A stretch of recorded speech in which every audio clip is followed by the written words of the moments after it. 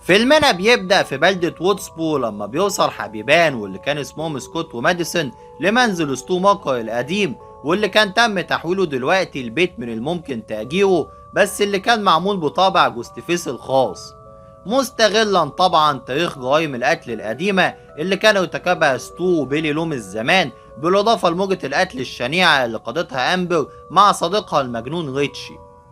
وسكوت كان من عشاق افلام الرعب وكان مستمتع جدا، في حين ان ماديسون كانت حاسه بالقلق والانزعاج من المكان، خاصه مع وجود تمثال مرعب للجوست فيس واللي كان بيقوم بالحركه تلقائيا بمجرد ما يحس ان في اي شيء بيقرب منه. لكن بعد كده في مكالمه غريبه بتيجي من شخص مجهول، واللي بيقوم بالتواصل مع سكوت وماديسون ويطرح عليهم 3 اسئله مرعبه عن افلام الرعب، زي بالظبط ما الجوست فيس كان متعود ان هو يعمل دايما في الافلام المختلفة.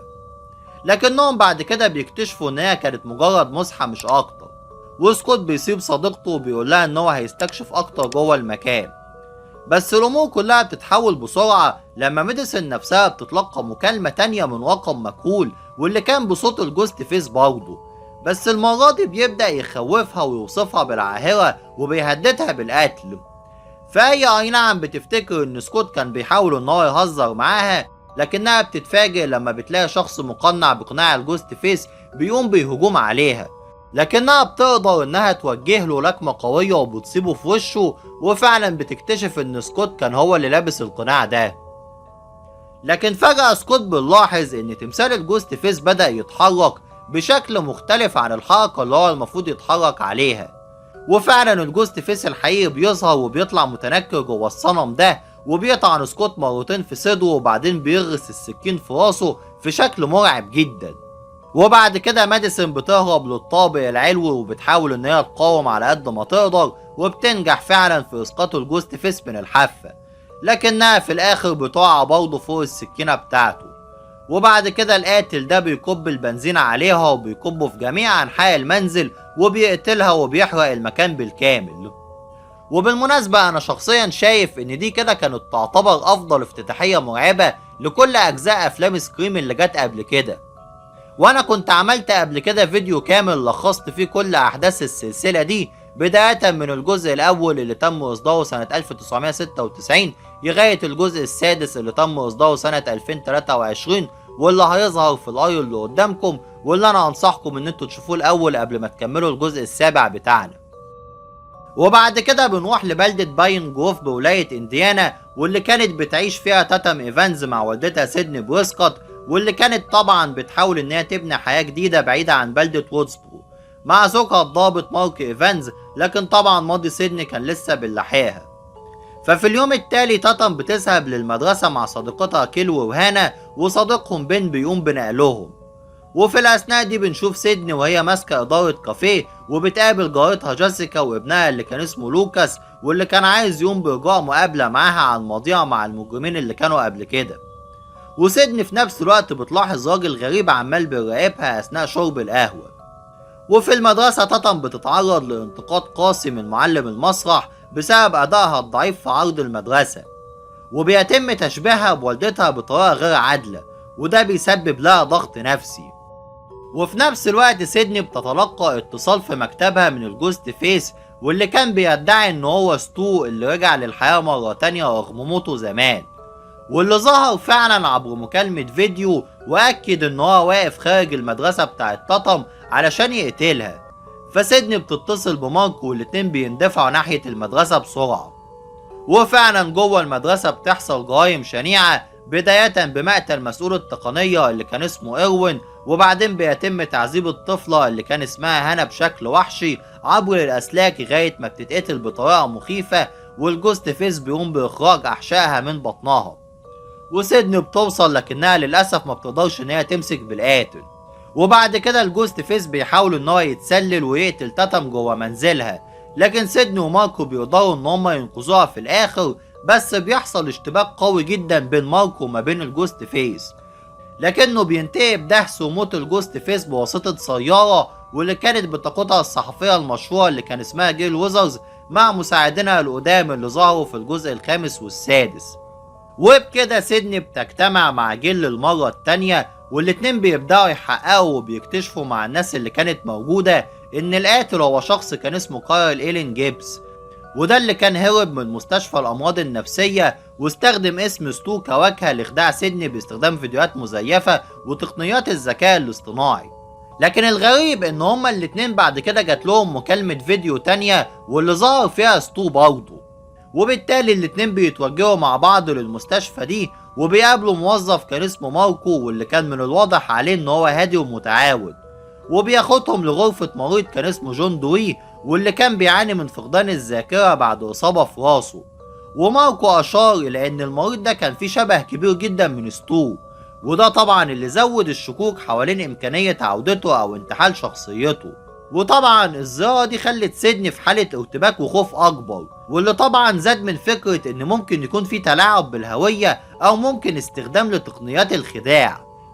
وبعد كده بنشوف ماركو وهو بيتعرض للهجوم من الجوست فيس بشكل وحشي في منزله، وبيتضح ان في شكوك حوالين عدة اشخاص من دايرة تاتم نفسها واصدقائها بسبب استخدام تقنيات التزييف العميق او الديب فيك.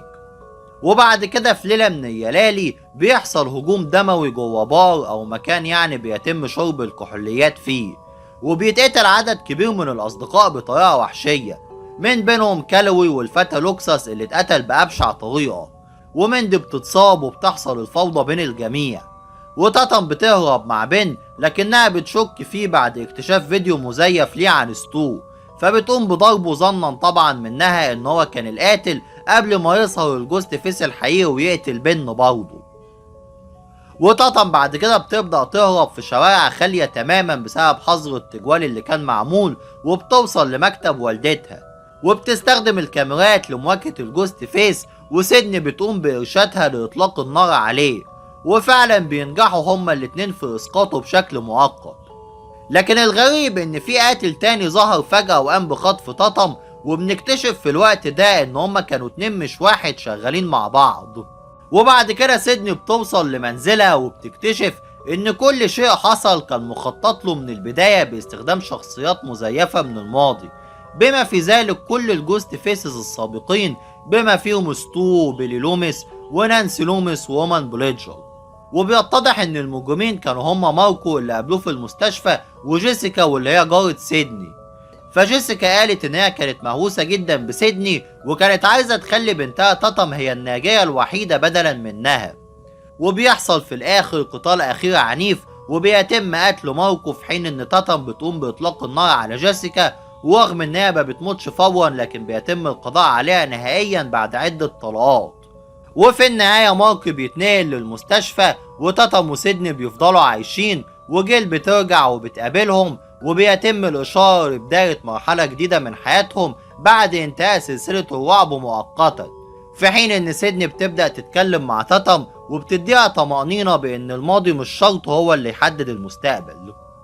بس في الاخر كنت عايز اقول لكم على حاجة. تخيلوا ان سلسلة مشهورة زي سلسلة افلام سكريم واللي كانت دايما ذكية وبتسخر من افلام الرعب نفسها تتحول فجأة لفيلم مليان لخبطة وقرارات غريبة. وده بالظبط اللي حصل في الجزء اللي احنا لسه حكين عنه. فعلى الرغم من وجود سيدني بريسكوت واللي انا بحبها جدا ووجود افكار قوية زي الذكاء الاصطناعي والديب فيك، الا ان الفيلم ده اتهاجم بسبب حاجات كتيرة. فاول مشكلة كانت الاعتماد المبالغ فيه على الحنين للماضي، فالفيلم فضل يرجع لستو والمجرمين القدام بشكل حسس ناس كتير ان هو تكرار مش تطور حقيقي. كمان فكرة ان ستو اساسا ده ممكن يكون عايش خلت جزء كبير من الجمهور يحس ان السلسلة بدأت تبالغ جدا، خصوصا ان موته كان واضح قوي من اول فيلم. غير كده ففي شخصيات كتير اتقدمت بشكل ممتاز وبعدين اتقتلت بسرعة قبل ما الجمهور يتعلق بيها اصلا. وفي نقطة ناس كتير اشتكت منها، فاستخدام ال AI ووجود الشخصيات القديمة حسس البعض ان ده شغل رخيص او معتمد على الصدمة بدلا من الكتابة القوية. اما القتلة نفسهم فبعض المشاهد كشفتهم بدري جدا، وده قتل عنصر الغموض اللي كان معروف بيه سكريم. وعلى الرغم من ان النهاية كان فيها اكشن ومواجهات قوية، الا ان الدافع بتاع جيسيكا في ناس كتير اعتبرته ضعيف قوي مقارنة بدوافع القتلة القدام زي بيلي لوميس او جيل روبرتس. لكن في نفس الوقت برضه اكيد في جمهور حب الفيلم ده بسبب جراءته وعودة سيدني والمجازر العنيفة والاجواء الغريبة من الاجزاء الكلاسيكية. بس بصراحة انا مش واحد منهم ابدا، وانا شايف ان الفيلم ده حاليا هو اللي يعتبر الاسوأ من ضمن سلسلة اجزاء سكريم كلها. وبكده نكون وصلنا لنهاية الحلقة بتاعتنا النهاردة، واتمنى ان هي تكون عجبتكم، وياريت تكتبولي في الكومنتات عن الشخصيات او القصص الحقيقية اللي انتوا حابين ان انتوا تسمعوا عنها في الفيديوهات اللي بعد كده. واستنوني المرة الجاية في حلقة جديدة من قناة مهووس معلومات، واشوفكم على خير ان شاء الله.